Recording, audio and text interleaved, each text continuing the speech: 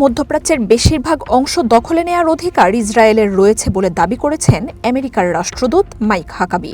এই ভূখণ্ডের ওপর ইহুদিদের অধিকার ধর্মীয়ভাবে স্বীকৃত, এমন মন্তব্য করেছেন তেল আবিবে ওয়াশিংটনের এই প্রতিনিধি।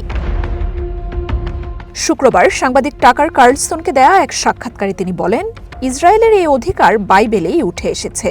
তাই মধ্যপ্রাচ্যের বেশিরভাগ অংশ যদি তেল আবিব দখলে নেয় তাতে আপত্তির কিছু নেই। ভবিষ্যৎ হোক নিরাপদ, বিনিয়োগ হোক বিশ্বস্ত, আর আমার পছন্দ সল্ট বে।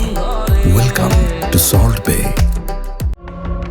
বাইবেলের যে প্রমিসড ল্যান্ডের কথা বলা হয়েছে সেখানে আধুনিক লেবানন, জর্ডান, সিরিয়া ও সৌদি আরবের অংশও রয়েছে।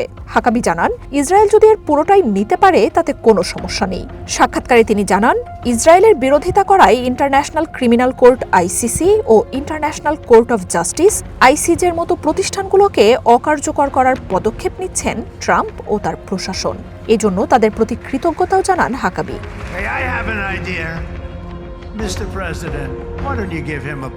আমেরিকার নিশ্চিত সুরক্ষায় থেকে মধ্যপ্রাচ্যে এরই মধ্যে ইসরায়েলি আগ্রাসন নজিরবিহীন রূপ নিয়েছে।